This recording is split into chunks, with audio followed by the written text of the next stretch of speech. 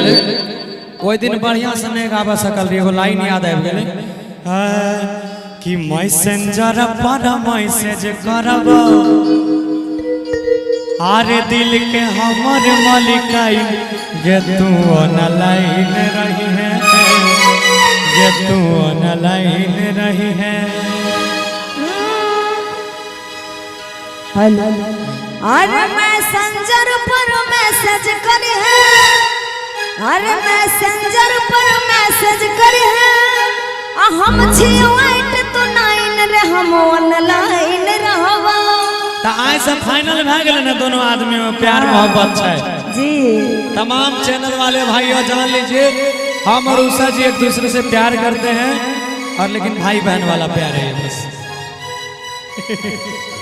कल कहे कि मैसेंजर पर मैसेज करबो अरे दिल के हमर मलिकाइन गे तू ऑनलाइन रही है गे तू ऑनलाइन रही है।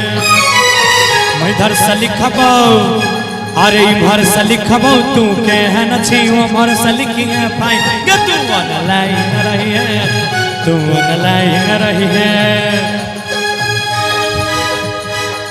मैसेंजर पर मैसेज करी है अच्छा मैसेंजर पर मैसेज करी है हम छी वेट तो नाइन रे हम ऑनलाइन रहबो रे हम ऑनलाइन रहबो।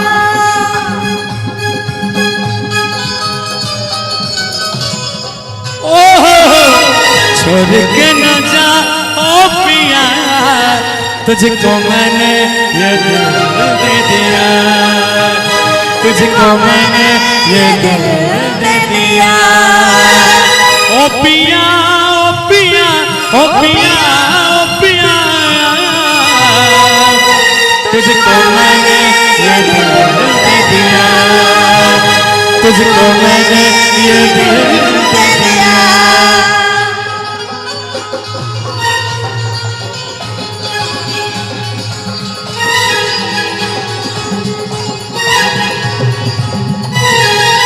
सुना हमार बात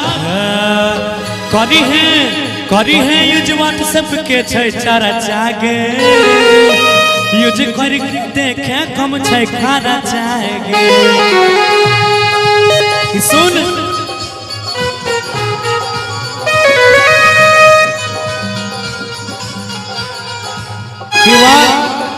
व्हाट्सएप पर पैसा नहीं लागे छै मैसेज करे में वीडियो कॉल करे में ते से कहलियो करी है यूज व्हाट्सएप के छै चर्चा के यूज करके देखे कम छै खाना चाहेगे।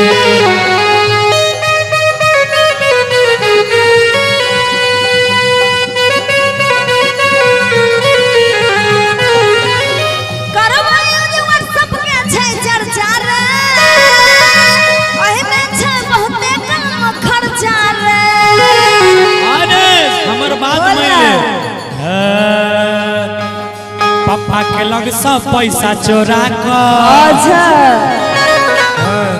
आगे पापा के लग सब एक मिनट पापा के लग सब पैसा चोरा कर तोहर पॉकेट भरबो कि अपना बाप के लग से हम पैसा चोरा लेबो लेकिन तोरा खुश रखबो। आज कल के छौड़ा यह करे लेकिन हम वो में से नहीं छी हमारे बाबुए जी नहीं छथिन तब पैसा कहाँ से लेबे। कल कहे कि पापा के लग सा पैसा चोरा कर अरे तोहर पॉकेट भरबो के तू ऑनलाइन रही है तू ऑनलाइन रही है। मैसेंजर पर मैसेज करी है मैसेंजर पर मैसेज करी है हम छी वेट तो नाइन रे हम ऑनलाइन रहबो रे हम ऑनलाइन रहबो।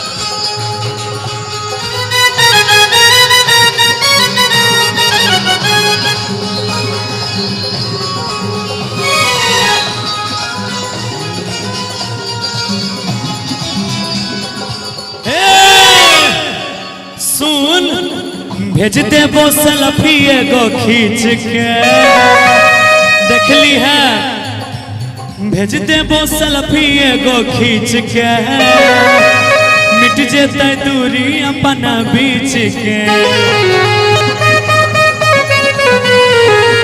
क्या बात भेजती है सेल्फी एगो खींच के मिट जेते दूरी अपना बीच के